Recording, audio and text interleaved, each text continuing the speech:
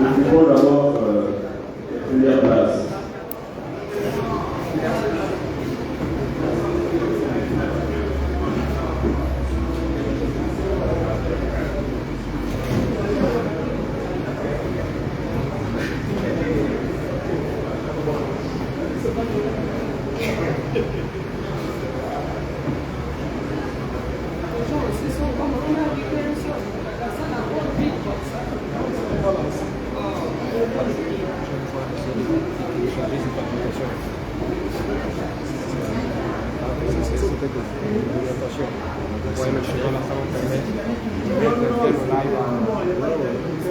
Orientation, hein.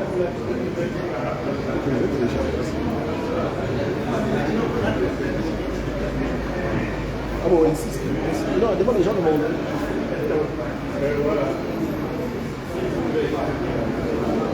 S'il vous plaît, occupez les premières places. Parce que le compte aussi sera là dans moins d'une minute. Vous pouvez monter, il y a encore des places libres devant.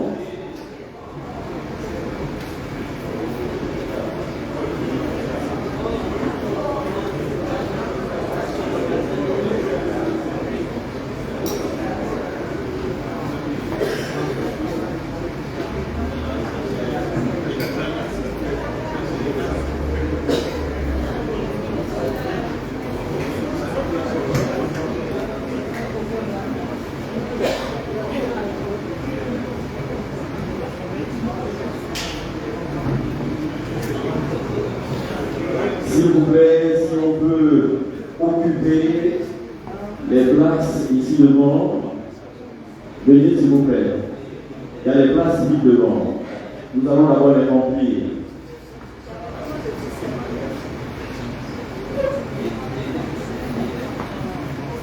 On occupe ces places-là, les chaises libres devant.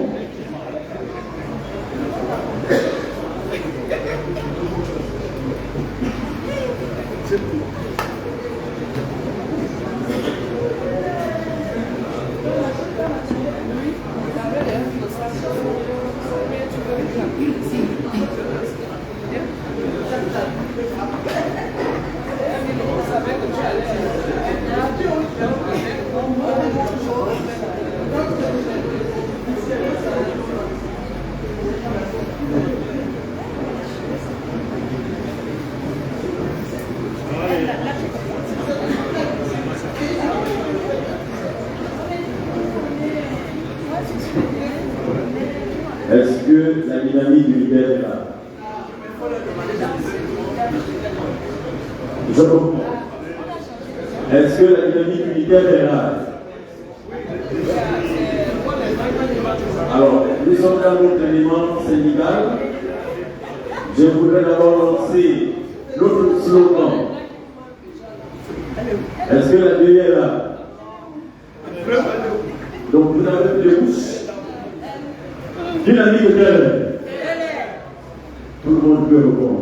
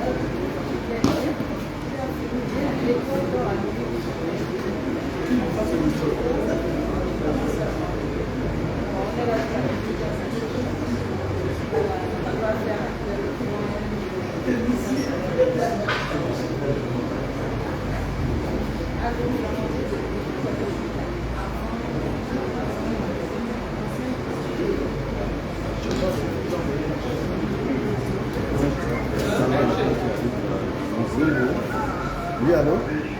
Oui, bonjour.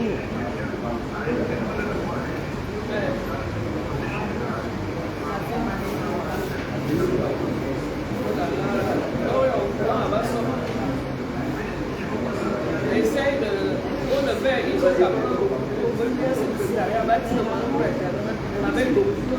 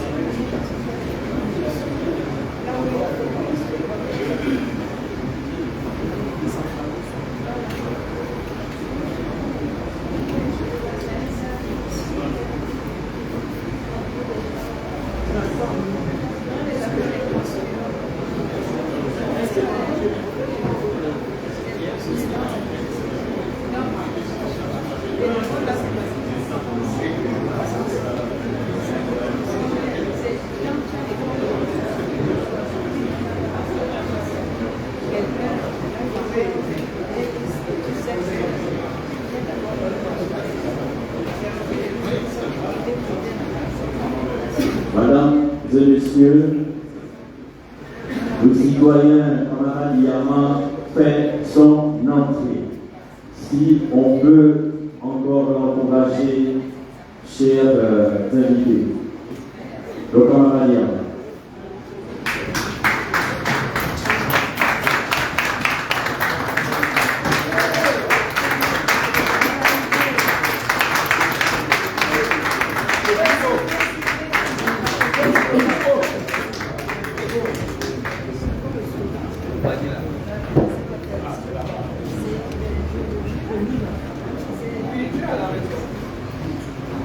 Dynamique unitaire.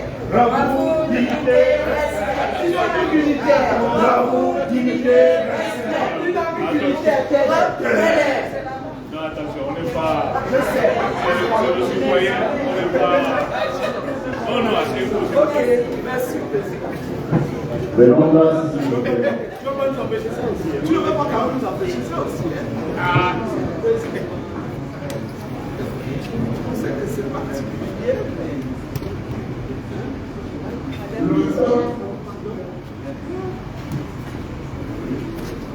Excellences, mesdames et messieurs, honorables invités, bonjour.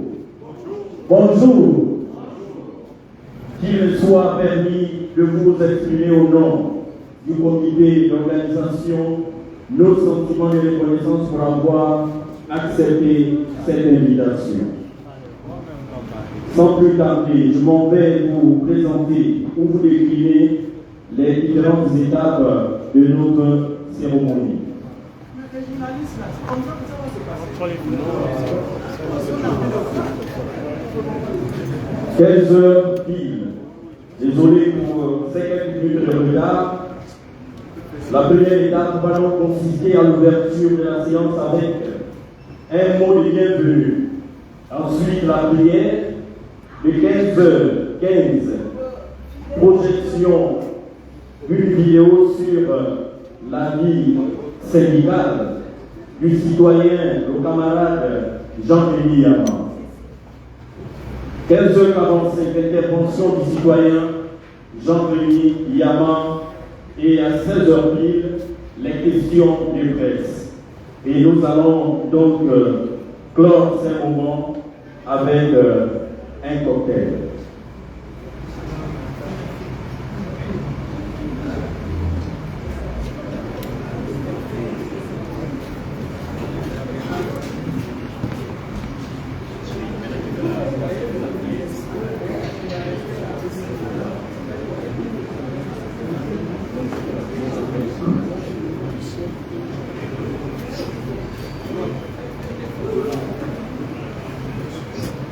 Bien, donc sans plus tarder,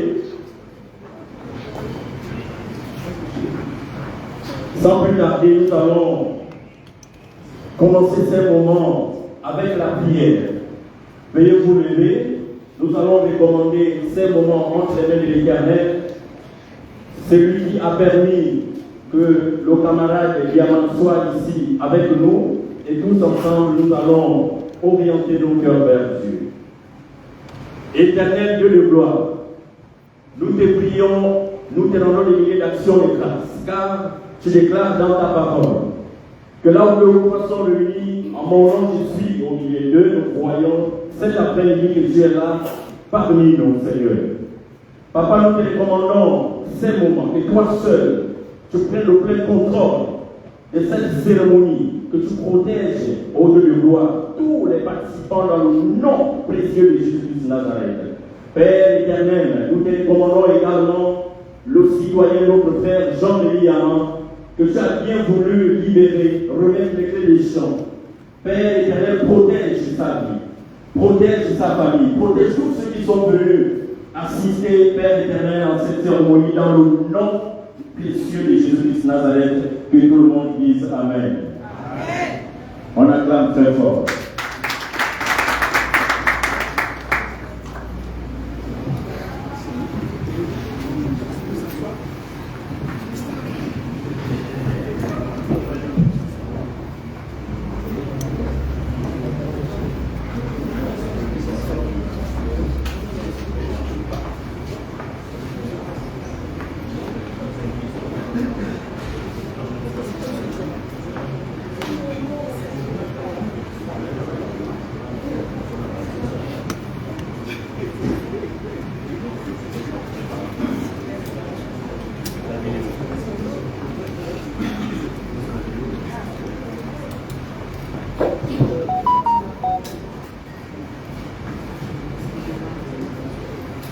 Mesdames et messieurs, aujourd'hui, nous allons vivre un moment un peu particulier.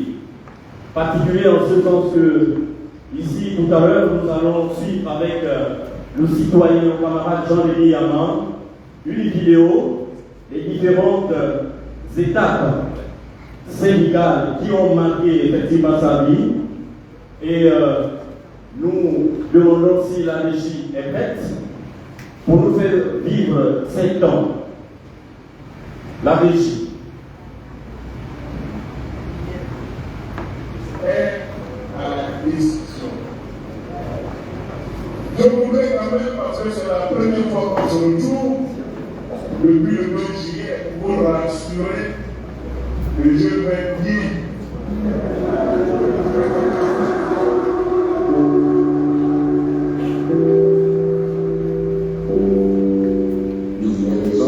Par leur investissement et par les causes qu'ils défendent, semble rappeler à tous et à chacun la nécessité de ne pas divorcer d'avoir des principes de base qui font la réalité de nos sociétés. Alors même que beaucoup auraient tiré avantage de la position privilégiée des leaders, Jean-Denis Yaman, lui, se fait remarquer par ses principes. C'est donc un fait social à observer et à examiner. Jean-Denis Yaman est le père d'une famille de 8 enfants. Et une fois le jour, le 7 octobre 1964, à Saint-Denis, situé dans le canton de Laval, au bleu. Alors qu'il a environ 5 ans, son père décède. Dans cet environnement rural, il est dominé par sa mère. Très tôt, son frère aîné, feu Bernard Moumou, prend en charge la famille en évoquant ses études pour devenir instituteur. Le frère aîné s'érige très vite en modèle pour Jean-Denis Yaman. Ce sont alors les principes de justice, de probité et d'intégrité qui bercent son enfance et qui ont une prise véritable sur lui. Le jeune Jean-Denis débute ses études primaires à l'école de son village, puis à Montréal, et arrive à Épernay pour intégrer successivement les écoles publiques de Montréal et aux Antilles. Après l'obtention du concours d'entrée en 6e, Jean-Denis Yaman est orienté au collège d'enseignement normal de Lyon, qui prédisposait les apprenants au métier d'instituteur. Son parcours est mis à chef au bout de 4 ans par l'obtention du brevet d'enseignement normal. C'est en 1984, à Franceville, dans le Congo, en classe de seconde, que Jean Rémy était dans le lycée de l'internat.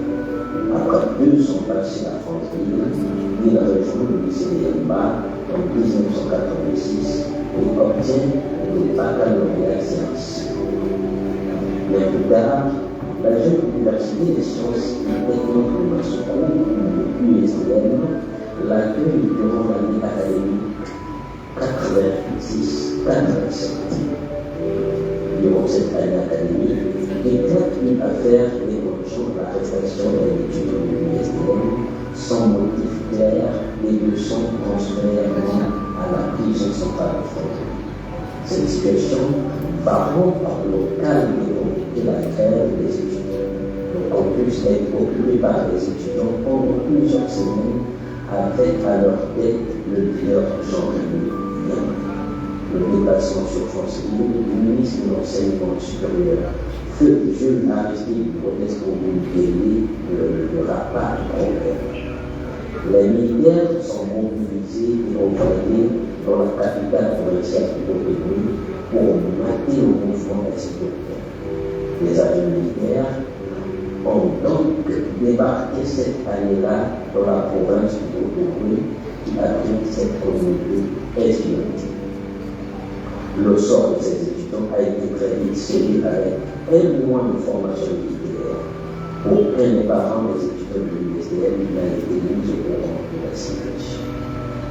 La fin des années 80 est marquée également par l'avènement d'une nouvelle ère. Le monopartisme est fondamentalement contesté et Omar Bongo va, à son corps défendant, faciliter l'organisation des grandes assises nationales. C'est la conférence nationale.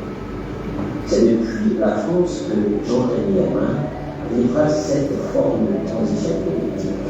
Plus tard, il obtient son doctorat en mathématiques physiques à l'université Paul Sabatier de Toulouse, en France. En 1998, il est recruté à l'université de Moscou en qualité d'enseignant-chercheur. Dès lors, on détecte chez cet universitaire et leadership une capacité d'adaptation, une aptitude à la résilience, une constance. Depuis le collège, en passant par le lycée, l'université en tant qu'étudiant ou en tant qu'enseignant-chercheur, il a toujours pris la tête des dynamiques collectives portées sur la défense des intérêts généraux, en dépit des risques encourus. C'est une volonté chez l'homme de s'inscrire dans cette logique d'action, même si pour y arriver, il lui faut affronter le suffrage. De nombreuses personnes de bonne foi reconnaissent en Jean-Rémy les qualités d'intellectuel exceptionnelles dans l'environnement. En parlant de la difficulté des choses, chacun se souvient d'une lettre qu'il a signée au fond de sa prison le 22 août 2016 et qui a publié par le biais des Africains. Le 5 mai 2000, le collectif des enseignants et chercheurs du Gabon, né de la fusion de tous les collectifs d'enseignement supérieur et de la recherche scientifique, se met en place. Jean-Rémy prendra également la tête de ce nouveau collectif. Le combat de Jean-Rémy avec dynamique unitaire persiste dans la dénonciation de ce nouveau système de régulation inabouti et exigeant dès août 2015 l'arrimage de la pension de retraite à ce nouveau système. Ce combat dérange. Il dérange les plus hautes autorités de l'État, puisqu'il met à nu le cynisme, leur impunité et les violations des droits de l'homme, en un mot, la malgouvernance chronique. Jean-Rémy fait de plus en plus peur. L'implantation au niveau national et les actions de dynamique unitaire inquiètent les pouvoirs publics. L'adhésion croissante des travailleurs et plus largement des Gabonais à son combat social à travers les mobilisations lors des assemblées générales et tournées syndicales achève de convaincre les détenteurs du régime de l'Union hors l'état de lieu. Dans ce temps, l'appareil judiciaire aux ordres est à nouveau instrumentalisé dans l'affaire de la partielle aménagée de la SCI Serpentaire, qui restera pour longtemps encore le combat de vie, en dépit des entraves de toutes sortes, venant essentiellement de la puissance publique, y compris les accusations les plus étonnantes de notre cause.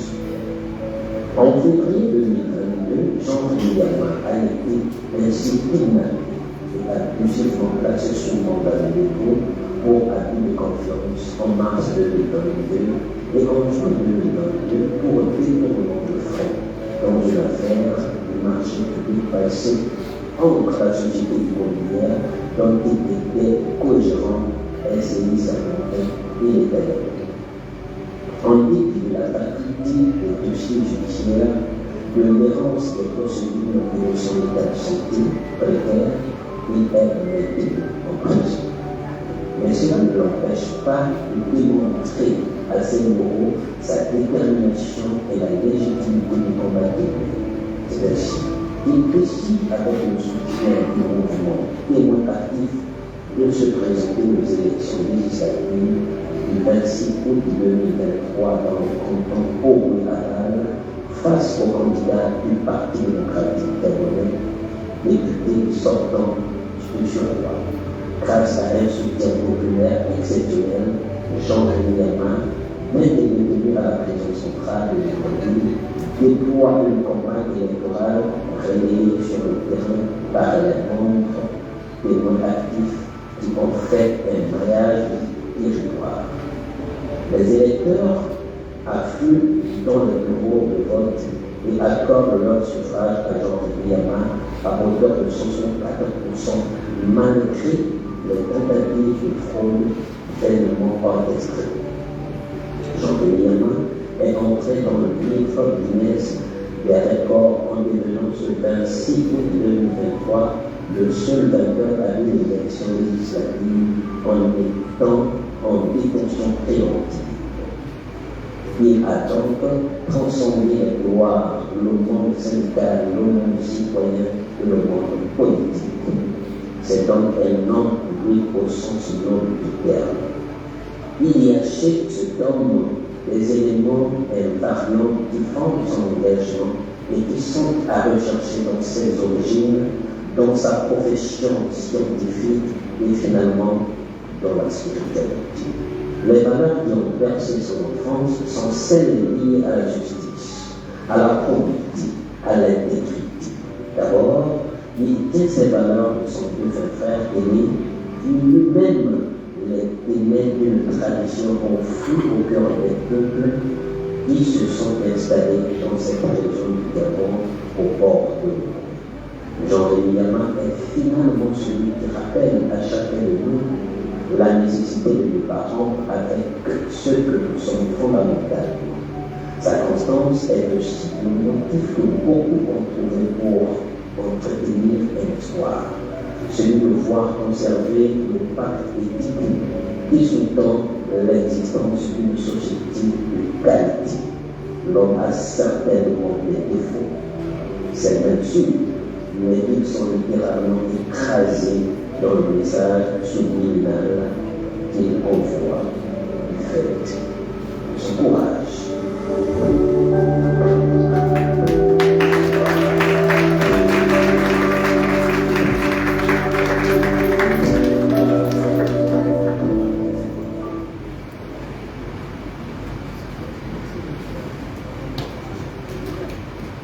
Bien, merci.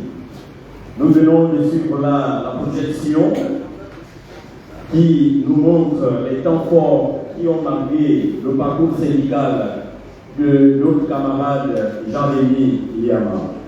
Et ce parcours syndical n'a pas été canapé paisible. Comme vous pouvez l'imaginer, sous l'ancien régime, le camarade Yama a toujours fait l'objet d'une persécution politico-administrative.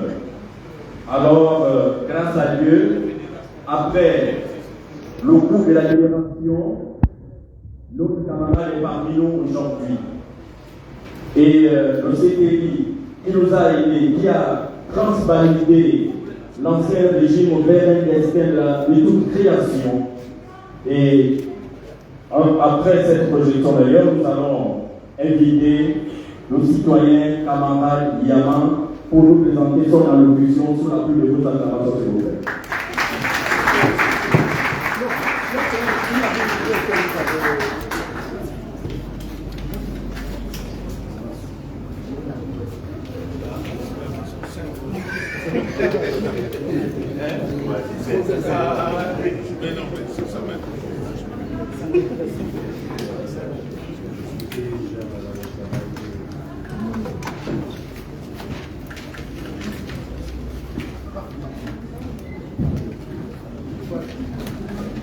Merci à tous, merci à toutes. Donc, avant de vous laisser la parole, j'ai un propos introductif. Ah, c'est pas encore. Je n'ai pas donné le temps. Chef, dis-lui un peu de mettre la lumière, même peut-être. 1, 2, 3, 1, 2, 3. Ouais. C'est pas possible.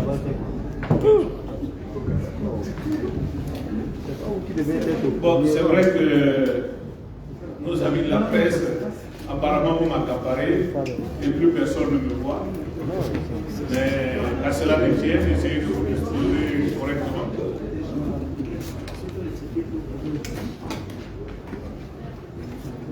Propos introductif donc à cette conférence de presse. Excellences, Mesdames, Messieurs, chers invités, avant de donner la parole aux journalistes, je tiens à remercier notre Créateur, Dieu le Très-Haut, pour sa bonté et sa grâce, car c'est par sa seule volonté que je me tiens debout ici devant vous aujourd'hui. Je voudrais remercier en cet instant solennel mes compagnons de lutte de la société civile gabonaise qui s'étaient battus contre vents et marées aux côtés de ma famille syndicale dynamique unitaire et de ma famille biologique dans le but d'obtenir ma libération. Ainsi, par le truchement des témoins actifs qui se sont déployés dans le département de Mouloundou pour présenter et défendre ma candidature aux dernières élections générales où j'ai été plébiscité avec 64% des suffrages exprimés. Mais je suis convaincu que même avec cette victoire, si l'imposture se serait encore accrochée au pouvoir, je ne serais pas du tout en liberté. D'où le renouvellement de mes remerciements au Comité pour la transition et la restauration des institutions CTRI, avec à sa tête le président de la transition, le général de brigade, Brice Clotaire Oligui-Nguema, de m'avoir permis de retrouver la liberté le 5 septembre 2023. Qu'il trouve encore ici mon entière gratitude. Je voudrais également remercier toutes les mains qui bénévolement se sont investis pour la tenue de cette rencontre aujourd'hui. Je voudrais enfin remercier tous ceux qui ont accepté, journalistes et autres invités, de faire le déplacement de cet après-midi pour assister à la présente conférence de presse. Chers journalistes, chers officiels, chers invités, présents dans la salle et participants de loin. Une fois de plus, bienvenue à tous à cette conférence de presse, qui a lieu dans un contexte socio-politique et institutionnel exceptionnel depuis le 30 août 2023 avec le coup de libération. La rencontre d'aujourd'hui aurait dû se tenir le 5 septembre dernier, correspondant à 1 an exact depuis ma libération. Mais l'homme a son calendrier que le temps ne permet pas de dérouler, puisque le maître du temps et des circonstances, c'est Dieu. L'homme propose, Dieu dispose. Comme vous le savez, mon arrestation en 2022 s'est accompagnée de ma radiation à la fonction publique par un arrêté pris par le Premier ministre de l'époque. Qui dit radiation dit coupure de salaire. À vous tous qui m'avez soutenu, pendant ces moments les plus sombres de ma vie, trouvez ici mon entière reconnaissance. Depuis ma libération du 5 septembre 2023, que devient Jean Rémy Yama? C'est la question que beaucoup se posent. La question vaut son pesant d'or, compte tenu de l'homme public que je suis.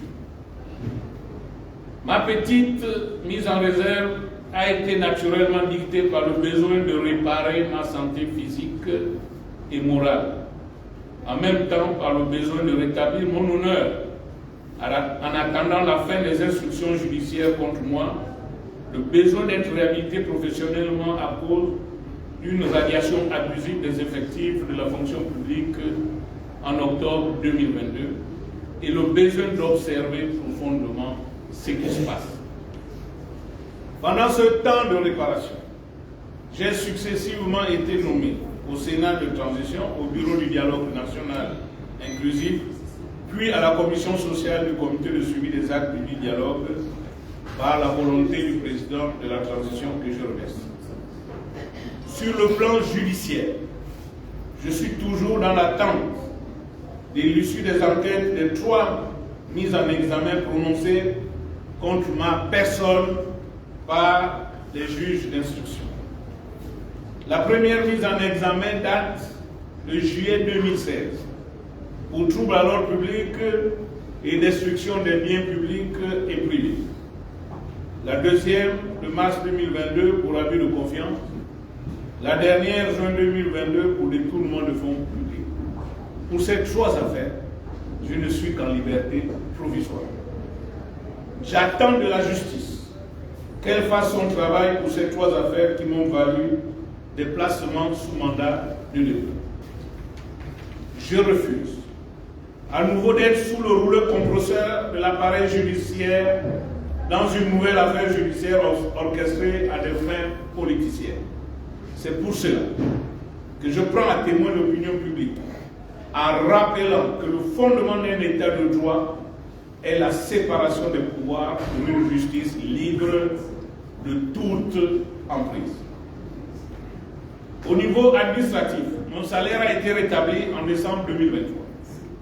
Mais je suis toujours dans l'attente de ma réhabilitation totale par la prise d'un arrêté du Premier ministre qui annulerait celui relatif à ma radiation.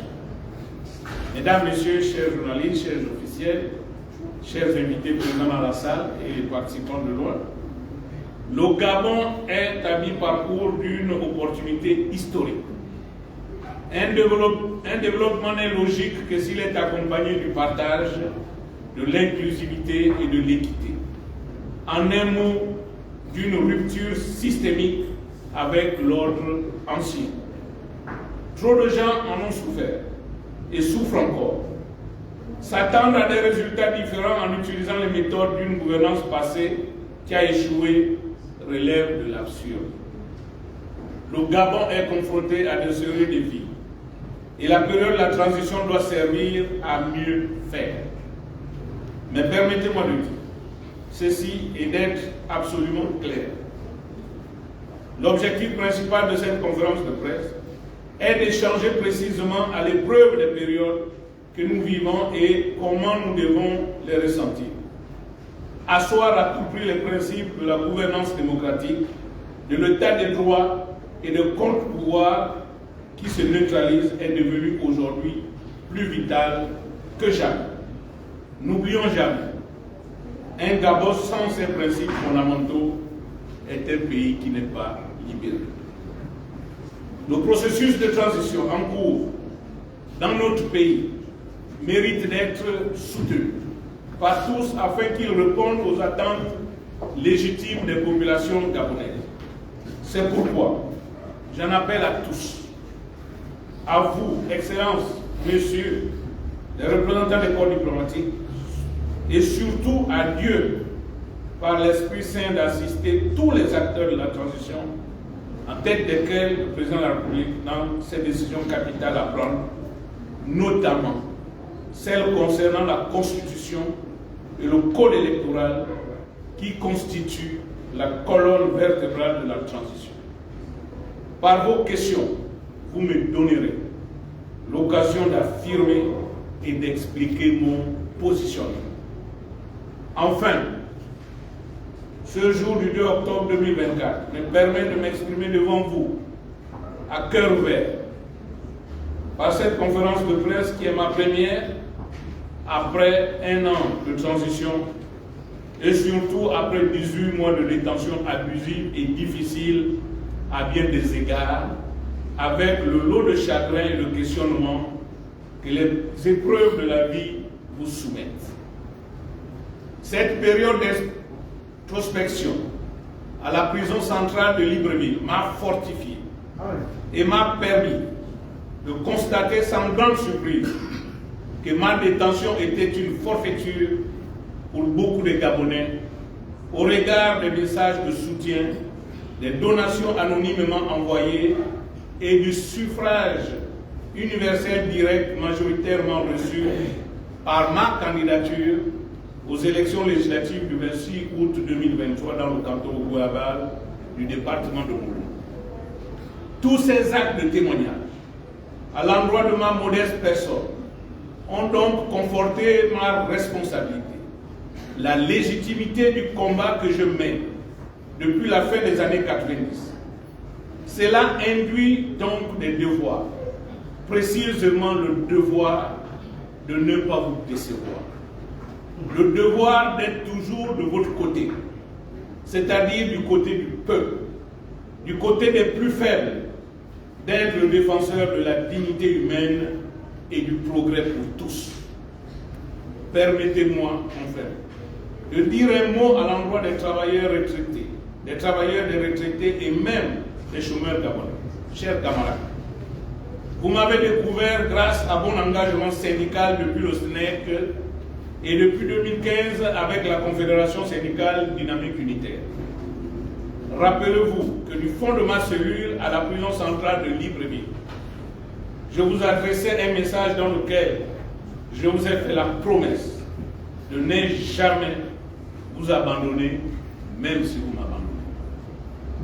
Je voudrais vous réitérer que mon engagement pour la défense des droits humains demeurera intact, peu importe où je pourrais être amené à servir notre parti, notre patrie. Je ne vous abandonnerai jamais, pour rien au monde. Ces devoirs qui me sont chers, quelles que soient les circonstances, je les assumerai. C'est l'être que je suis et que je resterai. Je vous remercie.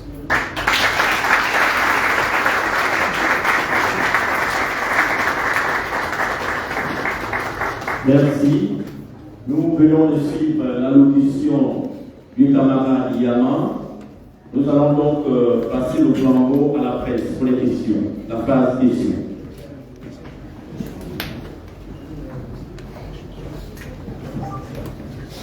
Bon, normalement c'est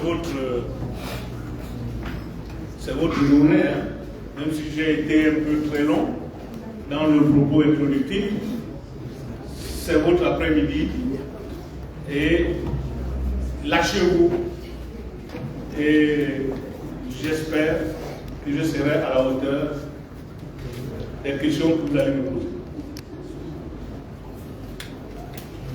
Alors, moi je pense que c'est mieux que je reste ici, non? Non, c'est mieux que je reste ici. C'est pas grave, ne vous inquiétez pas. Nous les enseignants, on a l'habitude d'être debout même pendant 4 heures.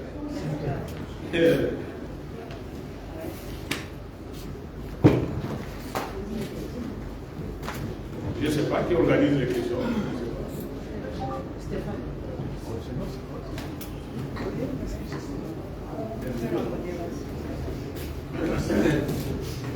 Bien, merci. Qui se jette dans l'eau? On prendra les séries de 5 questions, 5 questions. 5 questions. Oh.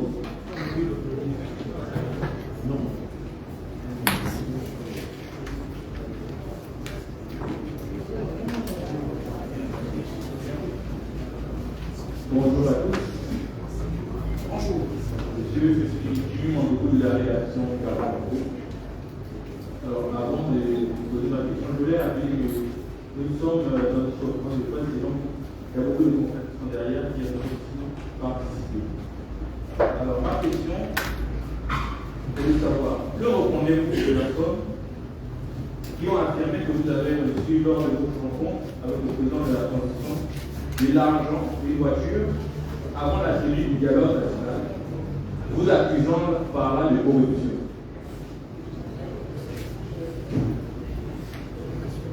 Bien, merci. Qui d'autre?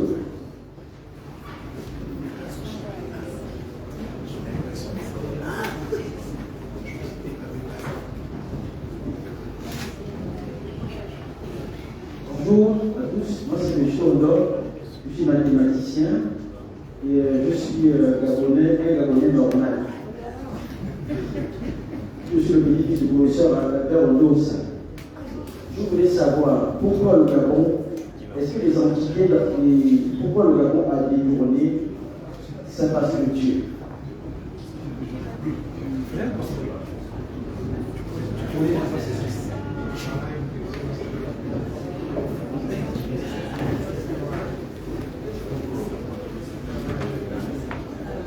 Qui d'autre?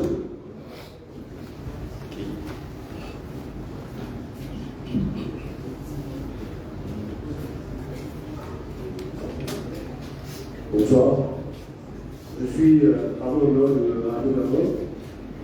Monsieur Jean-Rémy Amand, vous avez évoqué la question de la Constitution qui est passée à l'examen au Parlement. Dans votre introduction, vous n'avez pas dit exactement qu'est-ce que vous reprochez à cette Constitution, surtout quand on sait votre posture lorsqu'il s'est agi de la voter au Parlement. On peut avoir plus d'explications par rapport à votre position quant à cette Constitution. Ça, c'est d'une part. Est-ce qu'on peut également avoir vos propositions par rapport au nouveau code électoral que le Gabon pourrait avoir dans les tout prochains jours? Je m'arrête là. Merci.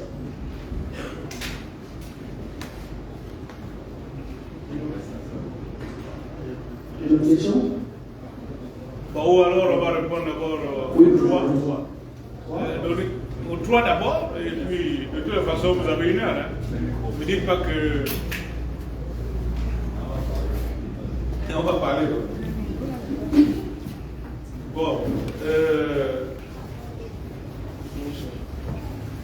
Alors, on va commencer par les plus simples. Donc, pourquoi le Gabon a tourné sa face de Dieu? Bon, là, j'avoue que c'est assez compliqué.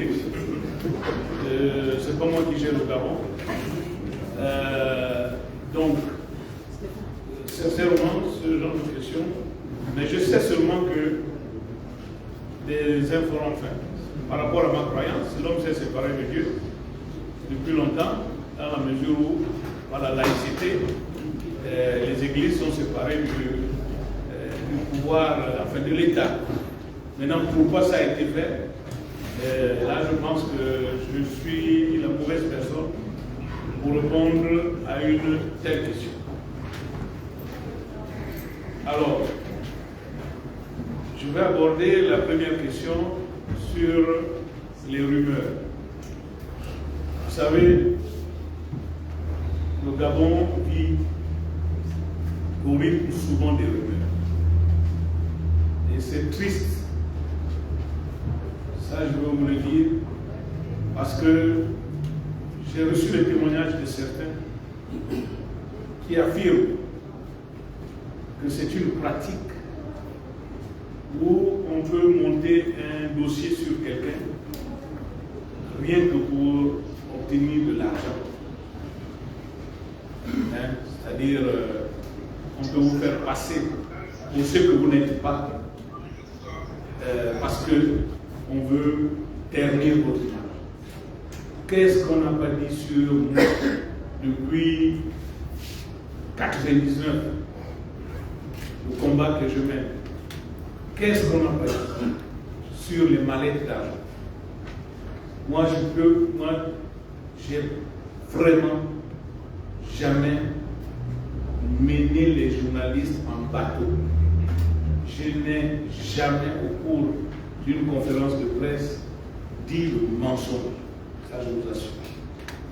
Parce que ça ne plairait pas à mon Dieu, parce que je crains Dieu. Depuis que le président est en fonction, on s'est croisé 4 fois. Je dis bien qu'on s'est croisé. Le président n'a jamais remis une mallette d'argent à Jean-Denis Yama. Pendant les rencontres, il est arrivé, comme à toutes les rencontres qu'il organise à gauche, à droite, de donner l'argent du taxi aux participants, et je n'ai jamais été seul. Donc, dire que le président a donné des mallettes, c'est archi faux.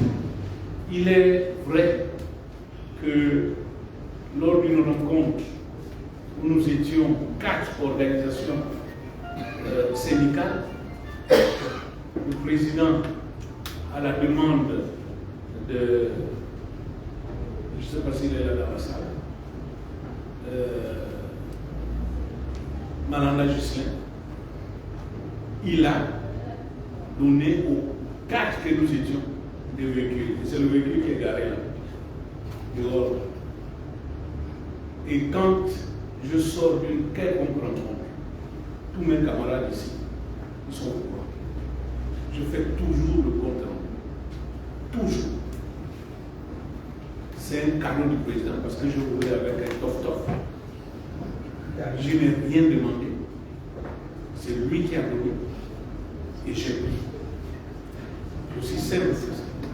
Maintenant, si c'est un délit, j'ai l'habitude d'être plus long.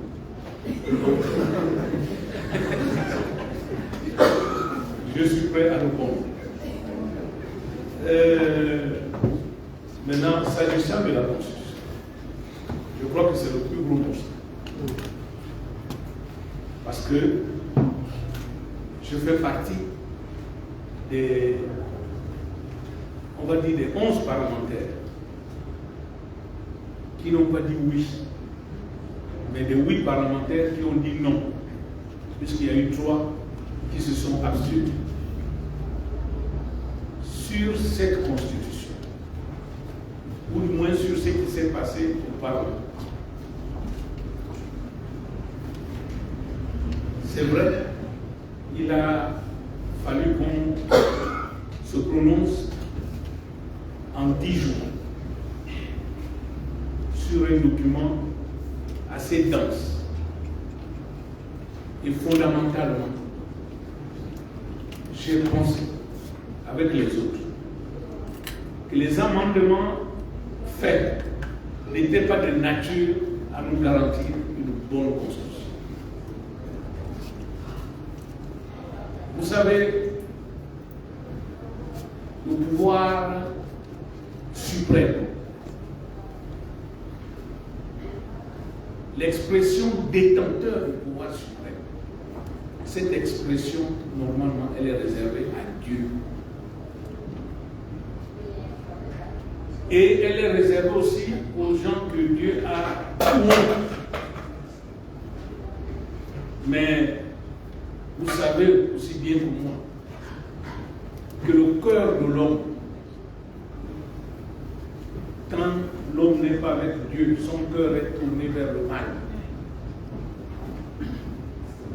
Et si vous donnez trop de pouvoir à une seule personne, vous courez le risque, je dis bien vous courez le risque d'avoir des abus. Personne ne naît dictateur. Il n'y a personne à sa naissance on dit qu'il est dictateur. C'est faux. On le devient. Mais on le devient comment? À cause de l'entourage, à cause des conseils qu'on reçoit, à cause des outils qu'on vous donne. Aujourd'hui, on dit qu'Ali Bongo est un monstre. Mais hier, il n'était pas un monstre. Il y a des gens qui ont... Il y a encore des photos, non? Où les gens ont soulever sa main pour dire que voilà notre champion. Et après, qu'est-ce qui est arrivé? Aujourd'hui, maintenant, il est monstre. Ce qui n'est pas faux. Mais est-ce que depuis sa naissance, il était destiné à être monstre? Je ne pense pas. Donc, ce qui nous a gênés dans la Constitution, entre autres,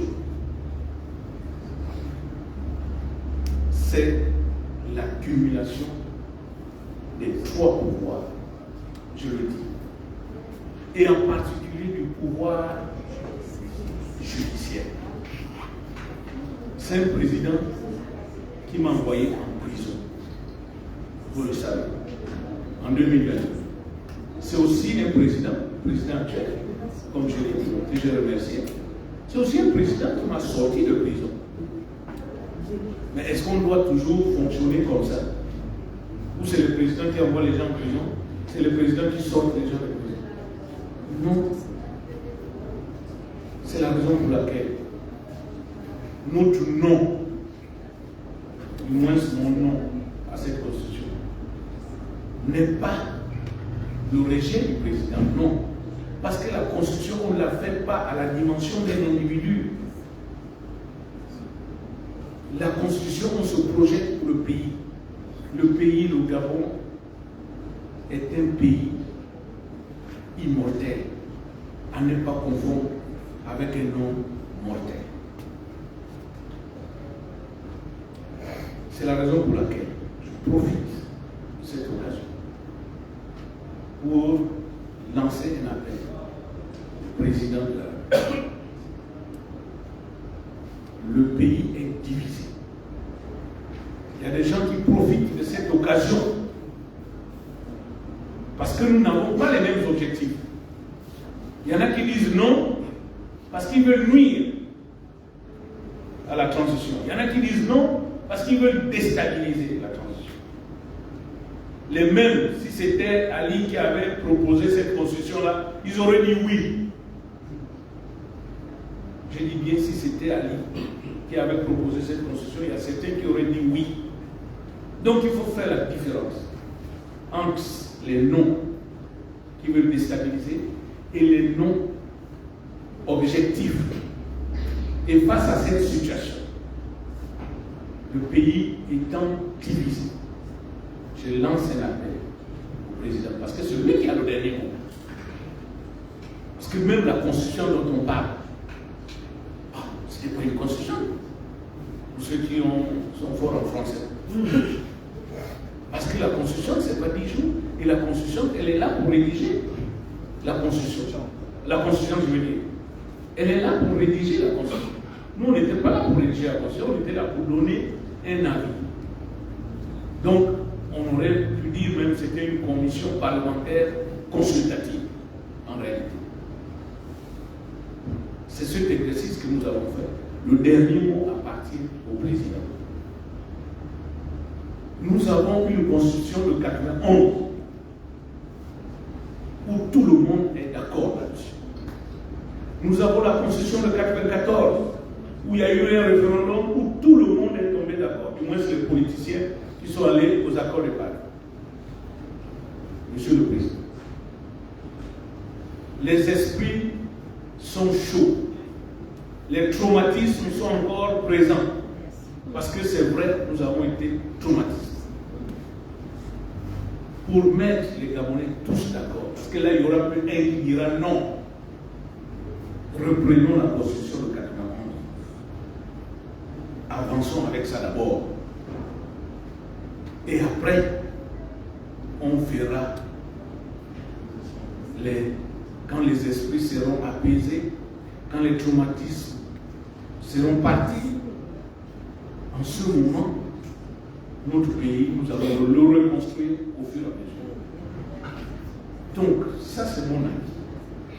En tant que Jean Lemiyama, citoyen, sur le problème de la Constitution. Parce qu'elle n'est pas bonne. Je ne vais pas revenir sur le 194 articles, je crois. Mais je vous assure que, rien que s'agissant de la séparation des pouvoirs, c'est déjà un grand problème. Le code électoral, c'est vrai, j'avais aussi voté non. Mais on a rassuré que le code électoral, c'est pour l'organisation du référendum. Conformément au calendrier du CRI, après le référendum, nous allons nous retrouver pour rédiger le code électoral. Et le ministre, la main au cœur, le ministre de l'Intérieur, j'entends, la main au cœur, nous a fait cette promesse qu'on va se retrouver pour travailler sur le code électoral. Donc ce qui a été fait n'a été qu'un code de transition pour le référendum. Du moins, on va s'en tenir à ça. C'est que le ministre nous a promis. Donc, comme je l'ai dit dans mon propos introductif, la Constitution et le Code électoral constituent la colonne vertébrale de la transition. Soyons lucides lorsqu'on traitera de ces questions. Chers compatriotes, soyons lucides. Ne soyons pas passionnés parce que nous sommes en train de construire le Gabon de demain, d'après-demain et le Gabon éternel. Donc voilà un peu ce que je pourrais dire sur la Constitution en espérant que j'ai répondu à vos questions. Oui, on ouvre la bonne liste. Je ne suis pas fatigué.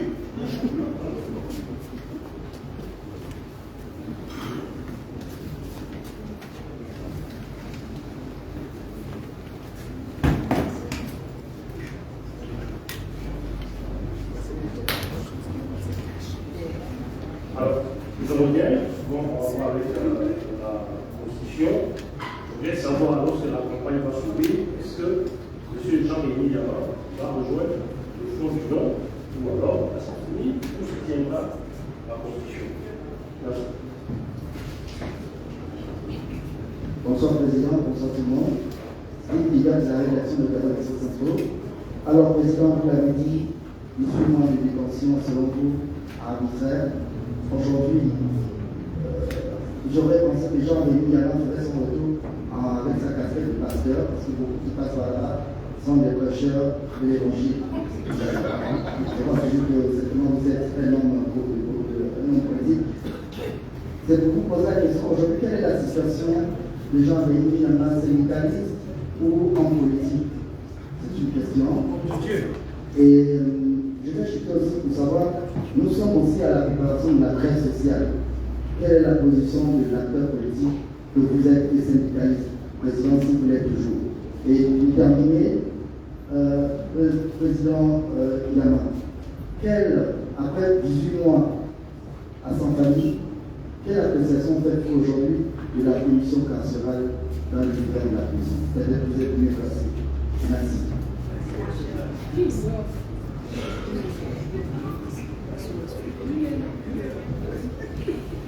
Bonjour Monsieur le Président, je suis Wilfried Motegi, directeur de publication du média Gabon 23. J'avais, vous avez tout au long de votre propos de circonstances dit votre détermination à soutenir, à tenir votre engagement à l'endroit du peuple gabonais, à assumer vos responsabilités, le défendre jusqu'au bout, advienne que pourra. Vous serez à même de pouvoir assumer toutes les conséquences à venir. Cependant, au regard de tout ce qui se passe, notamment les intentions du président de la transition relatives aux événements de 2016, il reste pressenti que ce dernier voudrait éventuellement survoler la sollicitude de beaucoup d'entre nous, notamment la justice qu'il faudra rendre au peuple gabonais par rapport au massacre perpétré par le pouvoir déchu. Son intention est celle de survoler cette période. Pensez-vous, Monsieur le Président, que vous admettrez, vous le soutiendrez, ou par rapport à cet engagement à l'endroit du peuple gabonais, vous ferez face à ce souhait du président de la transition de ne point vouloir en parler. Merci. Une autre question? La question aux journalistes. C'est pour les journalistes. C'est aux journalistes. Bon, on peut d'abord. Merci, président. C'est une conférence de presse. Bon, je vais commencer par la fin. Chers journalistes, là vous n'avez parlé que par rapport à 2016, vous avez parlé des intentions du président. Moi, je ne connais pas les intentions du président. Je ne peux pas répondre à une telle question puisque je ne connais pas les intentions du président. Lorsque je les connaîtrai, en ce moment, j'apporterai une réponse pour les événements de 2016.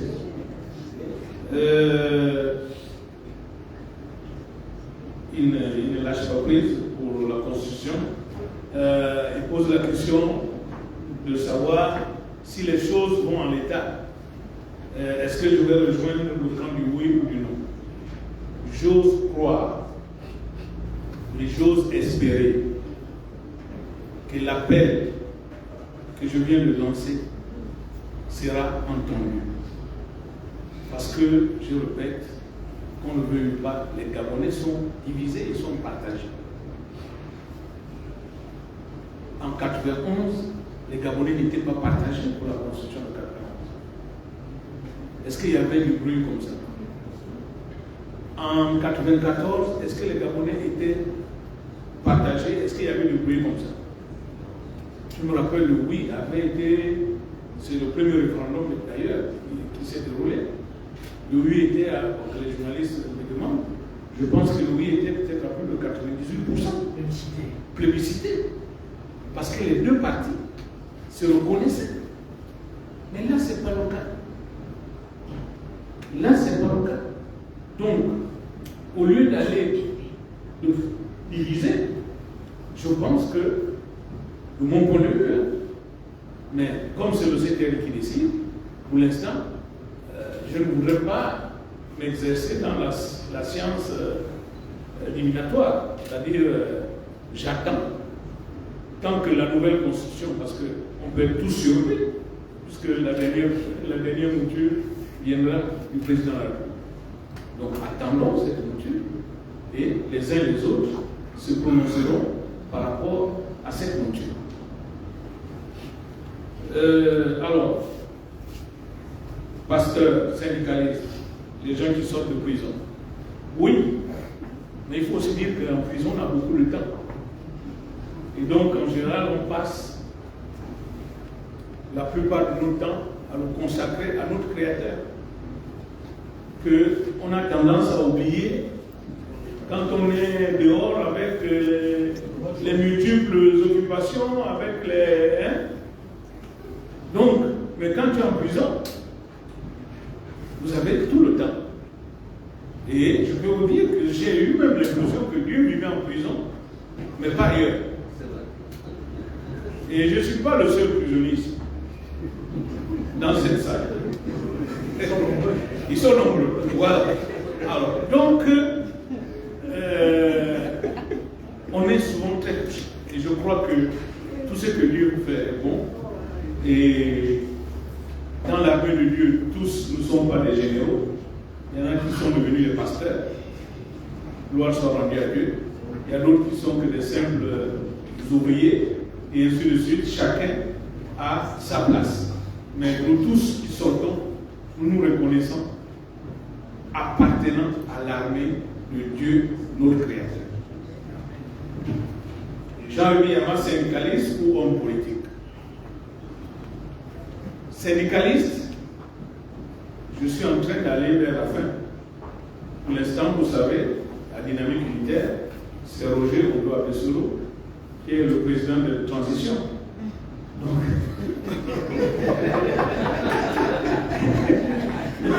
Donc, c'est lui qui est le président. Et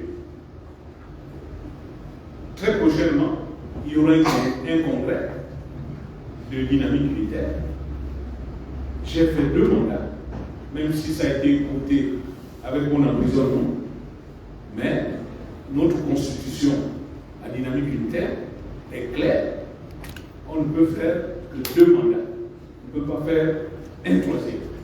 Donc, je ne ferai pas et je ne modifierai pas la constitution des dynamiques unitaires. Donc, je ne ferai pas un troisième mandat. Je laisse la place aux autres, mais mon âme reste syndicaliste. Toujours. C'est ma famille. Oui.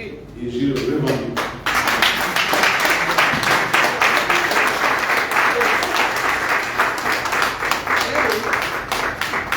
Maintenant, l'avenir, moi je ne sais pas lire dans les cartes. Je fais confiance à mon Dieu. Là où il m'amènera, je partirai. Merci. Est-ce que j'ai oublié une question? Oui, sur la trêve sociale. Ah, merci. Sur la trêve sociale, c'est Quelle est votre position?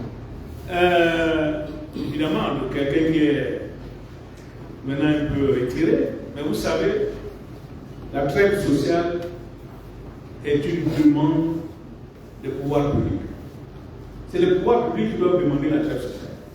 Ce n'est pas le syndicat qui demande la trêve sociale. Parce que s'il veut la trêve sociale, il ne fait pas la grève. Donc il n'a pas besoin de demander la trêve sociale. Un syndicaliste. Celui qui veut la trêve sociale, il ne fait pas la grève. Et d'ailleurs, depuis la transition dynamique unitaire, qui a, dès le départ, décidé d'accompagner le CTR, elle va continuer à accompagner le CTR pendant cette transition. Je ne trahis pas les engagements des dynamiques unitaires, le président est là, mais c'est un engagement qui a été pris le lendemain, immédiatement après le coup d'État. Donc, la trêve sociale, c'est une commande gouvernementale.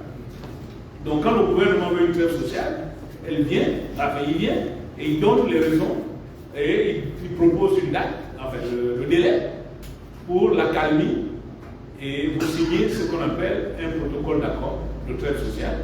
En général, c'est du donnant-donnant. Il y a des choses qui sont... Il n'y a pas d'argent dans la trêve sociale. L'argent ne doit même pas circuler dans la trêve sociale.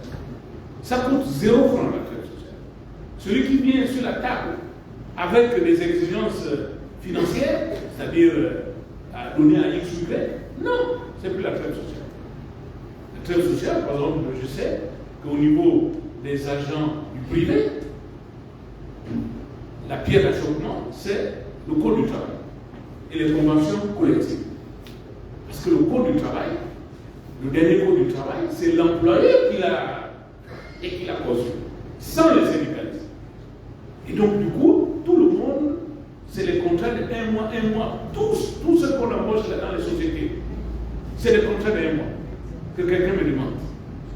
Mais c'est parce que le code du travail a prévu ça. Et dans certains secteurs, au niveau des conventions collectives, c'est caduc. Donc, ça c'est au niveau du privé. Au niveau du public, vous avez les plus problèmes des régulations des situations administratives. Il faut bien qu'on en finisse. C'est-à-dire qu'on régularise toutes les situations et qu'on mette en place une régularisation financière aussi, c'est-à-dire le paiement des rappels. Au niveau des retraités, c'est l'arrimage réel de la pension retraite. Parce que, qu'on ne le veuille pas, la diminution de l'indice de l'inflation, qui était de 0,02 à 0,018, cette diminution entraîne la baisse des pensions retraite. C'est-à-dire nos pensions, nous qui irons à la retraite, on aura des pensions inférieures à celles qu'on aurait dû percevoir avant. Parce que ce coefficient a baissé. Donc la trêve sociale, c'est des négociations, c'est une demande gouvernementale avec les organisations syndicales, et puis une négociation syndicale, du donnant-donnant, et vous signez.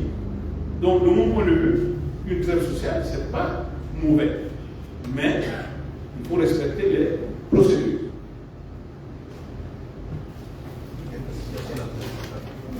Ah, la situation de la prison centrale. D'accord, oui. Bon, écoutez, sincèrement,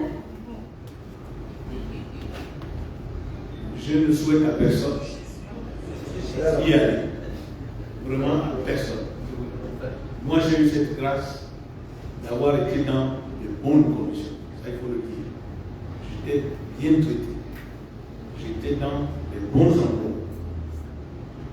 Mais la prison centrale, c'est à peu près une vingtaine de quartiers. Il y a des quartiers où un être humain ne peut pas vivre. Lâché.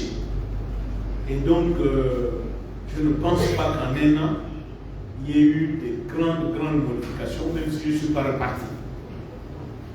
Donc, notre système judiciaire, dans son ensemble, doit vraiment changer.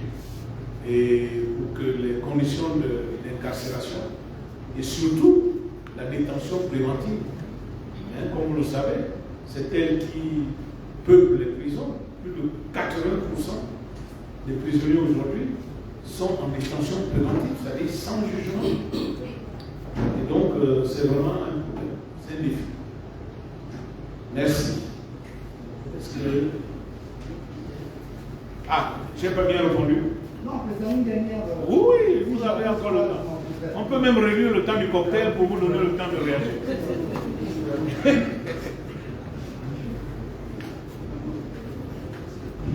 Merci, Président, pour votre largesse.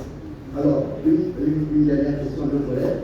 Il y a quelques semaines, au ministre du Travail, Adrien a initié une série de rencontres avec les partenaires sociaux, les syndicalistes, la coalition syndicale.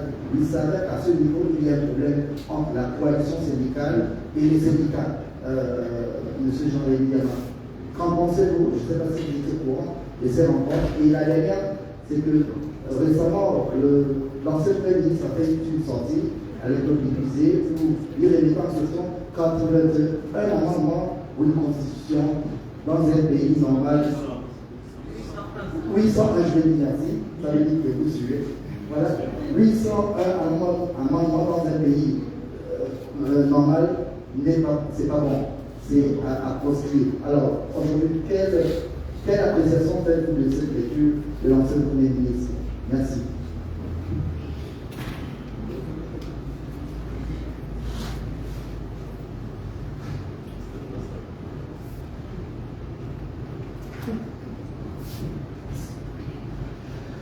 Monsieur le Président Jean-Rémy Diama, alors, il n'y a rien de plus beau que de recouvrer sa liberté. D'aucuns diront qu'il ne faudrait pas que les communicateurs fassent dans les émotions. Mais comme les émotions sont humaines et que je suis humain, je me réjouis de votre sortie. Parce que de près ou de loin, il y en a beaucoup qui, en cachette, ont souffert de cette incarcération, je dirais, injuste.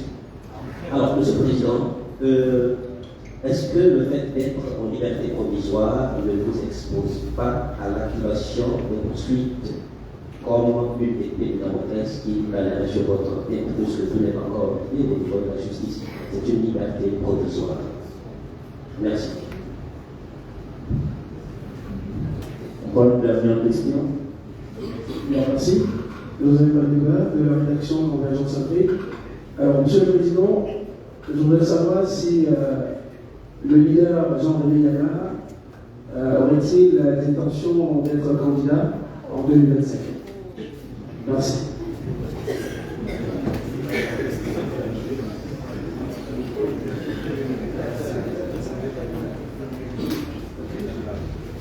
Ah, on va chercher le problème encore.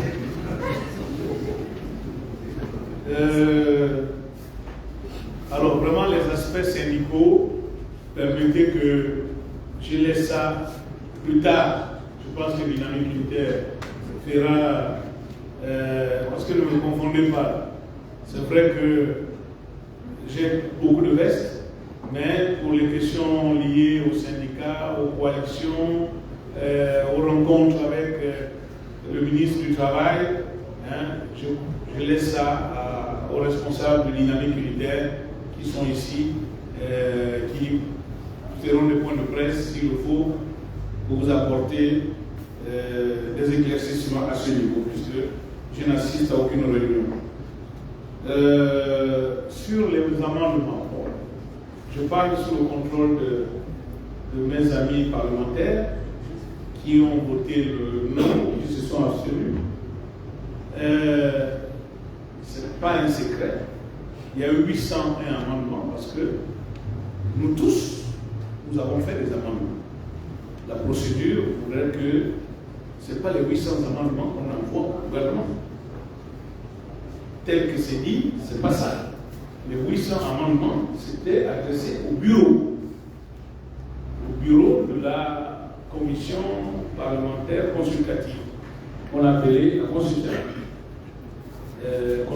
Donc, les 800 amendements, c'est pour eux. Et donc, sauf si je me trompe, ces amendements ont été traités par le bureau, introduits dans les différents articles, et le rapport qui devait traduire normalement entre guillemets la réécriture de la Constitution, mais en termes d'avis, je dis bien en termes d'avis, puisque le dernier mot revient au gouvernement, au CTRI et au président de la République, c'est la prise en compte de ces amendements qui a mené certains à voter non. Parce que sinon, pourquoi on vote non? Pourquoi on vote non? Mais c'est parce que dans le rapport, c'est le rapport de la Constitution qui est fait article par article. C'est ça le rapport. Et donc, c'est ce rapport qu'on doit remettre au président à ses données. Avant. Bon, c'est ce rapport qui sera remis au président. C'est-à-dire une forme de réécriture. Mais c'est vrai qu'il y a eu 800 amendements. Ça veut dire qu'il y a eu beaucoup d'interrogations, mais ces amendements, la manière dont ça a été traité, et le rapport, je pense qu'on n'a toujours pas, ou bien, c'est sorti aussi. Bon. Donc, maintenant, s'agissant de la position, moi je n'aime pas parler déjà. Sincèrement, je vous ai dit tout à l'heure, il y a des gens qui dénoncent cette, je ne veux pas les citer, il y a des gens qui dénoncent cette constitution pour d'autres raisons. Non, parce que si c'est celui qui est, je ne sais même pas où il est, si c'est l'ancien régime, si c'était Ali qui avait introduit cette constitution-là au plus profond de vous, est-ce que les mêmes auraient dit non? Regardez ce qu'ils ont fait à la fin, la dernière modification de la constitution, les derniers, mais c'était insensé, plus insensé même que ce dont on parle aujourd'hui. Alors donc, il y en a qui font leur show.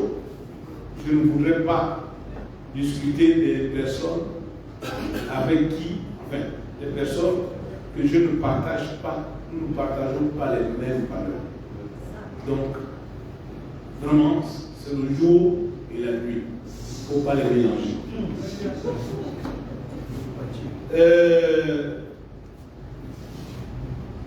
Alors, liberté provisoire. Oui, c'est une faiblesse de la justice, de notre justice, justement. La liberté provisoire veut dire qu'on ne boucle pas le dossier. Le dossier est ouvert. Mais bon, c'est pas la même personne qui m'a fait sortir de prison qui va me ramener encore quand même.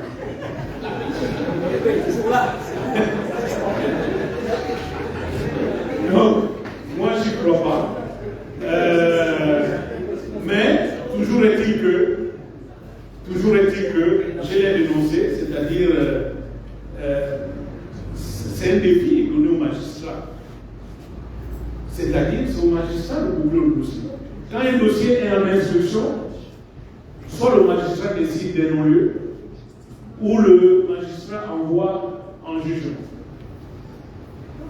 Il y a que ces deux possibilités pour le juge.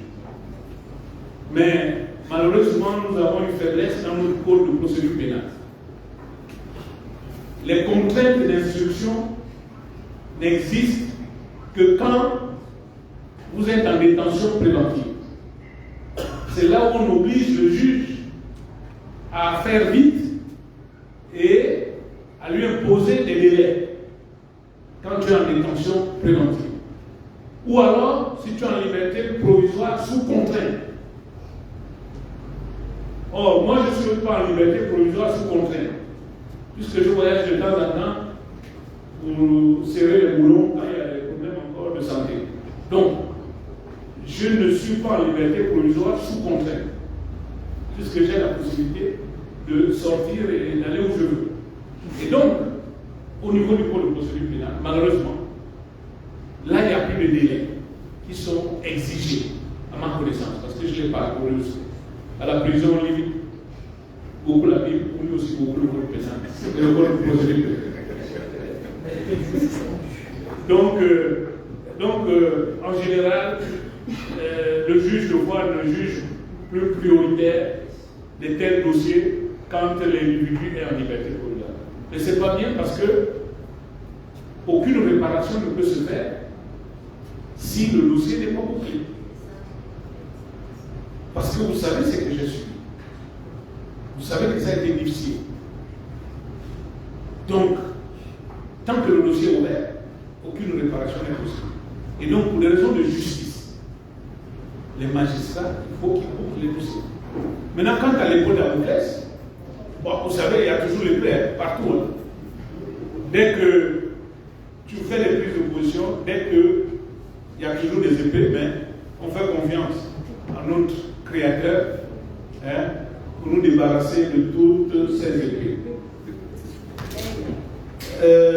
Maintenant, la dernière question. Oh là là. Est-ce que vous serez candidat? Oh, je vais vous dire, 2016, c'est à cause de ça. 2023, c'est aussi à cause de ça. Ne me prêtez pas des intentions, s'il vous plaît. Ne me prêtez pas des intentions. Je ne suis pas un aventurier qui se réveille un bon matin et il dit je veux venir être président enfin. Ça c'est décidé comme ça. Donc, maintenant ceux qui veulent faire de ça leur fonds de commerce, parce que malheureusement, ces pratiques-là existent toujours. Il y a des gens qui vont aller dans des bureaux pour dire que non, j'ai la certitude que Yama sera candidat. Il faut le contrer. J'ai la certitude que Yama est financé par tel. Donc il faut nous donner aussi les moyens pour le contrer. Malheureusement, ça existe toujours. Et donc il y a des gens qui vont surfer sur toutes ces questions. Mais, parce qu'ils vont dire, oui, mais est-ce que vous aurez dit la vérité? C'est vrai qu'ils vont dire. On a posé la question, il a dit qu'il ne sera pas candidat. Est-ce que vous le croyez?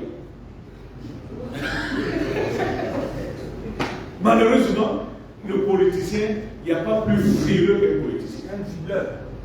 Non, frileux dans le sens où il accepte tout ce qu'on va lui dire. Il prend pour argent comptant tout ce qu'on va lui dire. On va dire qu'on a vu Yama chez mon père Malékou qui est là, ils vont paniquer. On dit non, c'est lui qui est derrière.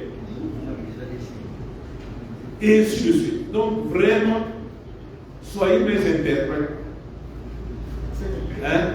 Auprès de qui de droit pour dire que vous pouvez fouiller mes téléphones, vous pouvez fouiller mes ordinateurs portables, vous pouvez fouiller tous mes documents. Vous ne vous verrez jamais un projet de société.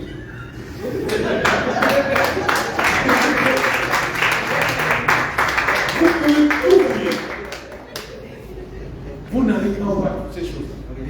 Donc ça veut dire que ça n'existe pas. Donc, chers concitoyens, laissons la politique aux politiciens. Et j'ai peut-être pas assez de temps. Malheureusement, on n'a pas projeté mon fameux triangle. J'aime toujours parler de ce triangle-là. Il y en a qui pensent que c'est la franc-maçonnerie. Non. Ce triangle-là, c'est la répartition des pouvoirs. C'est un triangle équilatéral qui a chacun de ces sommets a un pouvoir. Le premier sommet, c'est le pouvoir politique. Le deuxième sommet, c'est le pouvoir économique. Le troisième sommet, c'est le pouvoir social.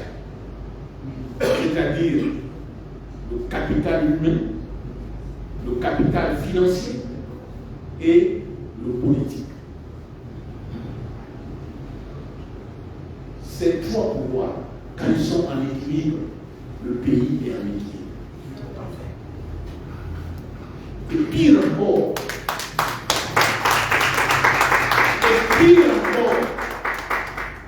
là je vais rentrer dans les considérations scientifiques, pire encore, quand ces trois pouvoirs vibrent à la même fréquence,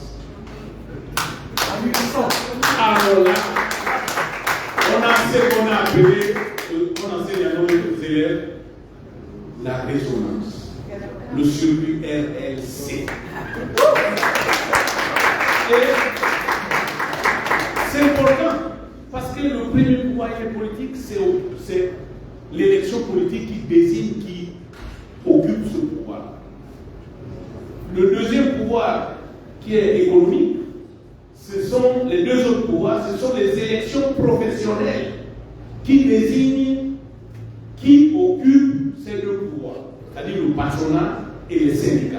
Mais au Gabon, on le crie depuis, et là il faut lancer une fleur au ministre du Travail, qui a pris, après le corps, la décision, vraiment l'engagement, je veux dire, d'organiser les élections professionnelles. Depuis 1990, il n'y a pas d'élection professionnelle. Oui. Et donc, du coup, on ne sait pas qui occupe les deux autres sommets. Évidemment, le patronat, Oima s'est imposé avec la fête. Mais chez nous, les travailleurs, c'est qui? C'est la raison pour laquelle notre combat de dynamique unitaire, c'est celui-là. Le combat de Jean-Louis Hamon, vous avez vu les tournées partout, c'est celui-là. C'est celui d'occuper ce trône-là, le trône syndical. Pas pour aller occuper le trône politique. Il ne faut pas confondre. Donc, ne faisons pas cette confusion. Même n'étant plus au bureau du syndicat, mais je travaillerai avec les nouveaux dirigeants pour qu'on atteigne cet objectif, pour que Dynamique Unitaire soit la première centrale syndicale au Gabon.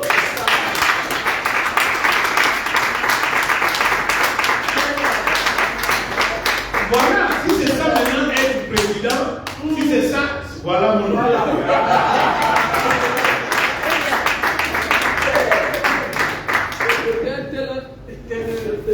Alors donc, merci. Je crois que j'ai répondu à toutes les questions. Vous êtes fatigué? Non. Mais on me dit que l'heure aussi. Il est déjà 17h. Donc, écoutez, je n'ai... Non, le mot de fin, c'est que on va considérer ça comme le début de nos rencontres. Le repos est fini. Donc, nous ne sommes plus en convalescence. Nous passons maintenant en mode actif. Mode actif dans l'intérêt de nos populations, de les défendre comme nous l'avons toujours fait ensemble, en restant dans la justice, en restant dans l'honnêteté, en restant dans l'équité, tout simplement, en travaillant pour notre pays. Et je tiens à le réaffirmer encore, Dynamique Unitaire, nous sommes tous partisans de cette transition. Nous allons l'accompagner, mais en gardant notre ton. Quand c'est pas bon, on dit c'est pas bon. C'est clair. On n'est pas là pour caresser quelqu'un dans le sens du poil, c'est dans l'intérêt de tout le monde, y compris de la personne concernée, qui un jour dira peut-être, ah oui, finalement, ils avaient raison. Donc nous gardons notre liberté de ton et c'est ce que nous allons développer jusqu'à la fin de la transition dans l'intérêt de notre pays. Je vous remercie.